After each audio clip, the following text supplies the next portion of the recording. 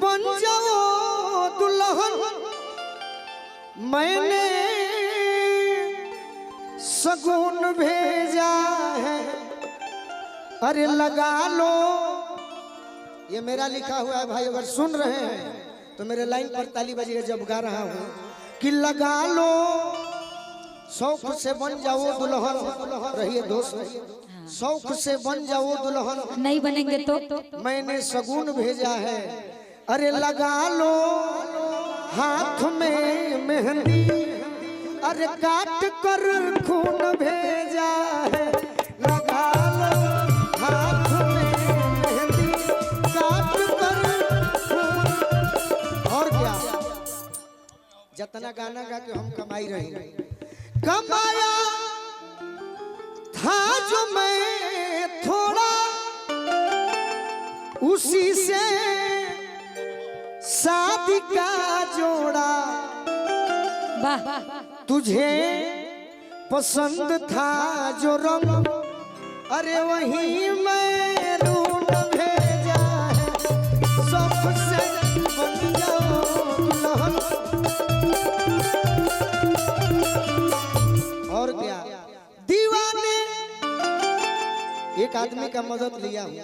अच्छा, दीवाने हाल हल चल की न लेना, कल से तू कल की फोड़ देना, फोड़ देना। क्या अरे अपने हाथों से, अरे दिल का बलून भेजा है, फोड़ देना अपने हाथों से। मलिनिया, यही मेरा हिंदी है। नहीं बहुत अच्छा, आप इससे बेहतर क्या हो सकता है? हाँ? और है अच्छा, अभी और है। एक कलकत्ता में कव्वाली चाचा है। अच्छा, एकदम गाइए, हम खड़े, आज हम लोग सुनेंगे।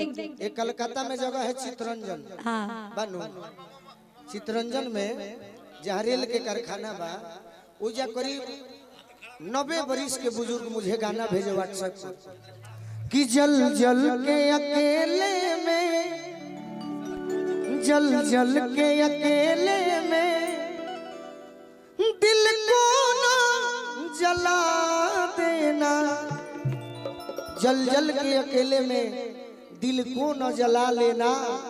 जब मेरी जरूरत हो, जब मेरी जरूरत हो तो मोबाइल मिला लेना, जब मेरी जरूरत हो मोबाइल मिला।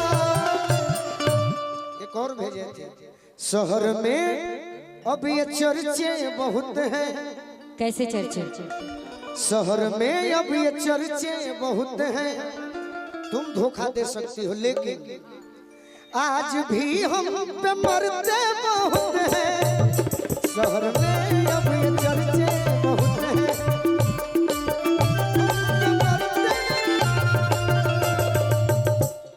ऐसा एक तुम ही नहीं हो, इसको घमंड में मत लेना। ऐसा एक तुम ही नहीं हो, मतलब क्या है? ऐसा मतलब शवाब, सवा अच्छा, उर्दू का भाषा है। मतलब इस धरती पर एक तुम ही नहीं हो मेरे लिए। आसमां में सितारे बहुत हैं, शहर में अभी चर्चे बहुत हैं, आज भी हम मरते बहुत हैं। मेरा खत पढ़ के हैरत है सबको, मेरा खत पढ़ के हैरत है सबको, प्यार में हमने क्या लिख दिया है।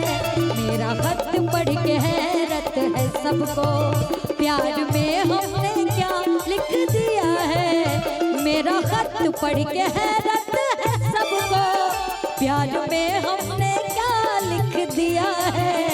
मेरा खत पढ़ के हैरत है सबको, प्यार में हमने क्या लिख दिया है। प्यार में हमने क्या लिख दिया है। जिसको लिखना था जालिम सितमगर, जिसको लिखना था जालिम सितमगर, उसको जाने वो लिख दिया है। मेरा खत पढ़ के देखिए बोलो भैया, लेकिन एकरा के भोजपुरी में कैसे कहा है, मैथिली में कैसे कहा है? अच्छा मैथिली में कहिए सर। कि जनिती जे प्रेम के, जनिती जे अगर 6 लगा देंगे तो मैथिली हो जाएगा। कि जनिती जे प्रेम के, अरे सकेत रे गली, सकेत बुझलू? ये एक गाना बहुत तेज चल रहा है, पता है कौन सा? बोले एक लाइन बस, क्या तूने करे लगा? अच्छा ठीक है गाइए गाइए। कि जनिती जे प्रेम के, सकेत बुझलू? बताइए। Congested area. अच्छा कंजेस्टेड। कि जनिती जे प्रेम के, अरे सकेत रे गली, ढुकले दुख हत न होई। अरे नगर ढिढोरा पीटीती, अजानी प्यार करे कोई। नगर ढिढोरा पीटीती, जानी प्यार करे कोई। माने इतना तू प्रेम के कंजेस्टेड एरिया में ढुक जइबू, हम निकलबे ना करती, गावे गावे ढोलक बजवा के कहती थी कि ए भाई प्रेम करी हो तो दोस्त से करी हो, कोनो बेवफा से मत करी हो। ओखिया के राहे लोग सीढ़ी से चलेला, बाकी तू हमरा दिल में। ओखिया के राहे उतर गईलू दिल में, हम नहीं जननी, अरे ढुकली नागिन बिल में। कोबरा नहीं, नोच चोथी दी हलू। अच्छा नोच चोथ बुझलू? माने कबार देलू। अब कहियो कबारब तब न जानब कैसे कबार। नोच चोथी दी हलू, हाँ। अरे बेदर्दी, बेदर्दी बीरावाई सुघर बोई। बीरावाई शब्द वाकई बड़े खूबसूरत है। बीरावाई बुझलू नु पौधा? हाँ अब इतना मत कि नगर ढिढोरा पीटीती, जानी प्यार करे कोई। कि दरकल करे जहामा, तवे जैसे आवा। अब बड़ कन कनाता जब, ठेके पुरुआ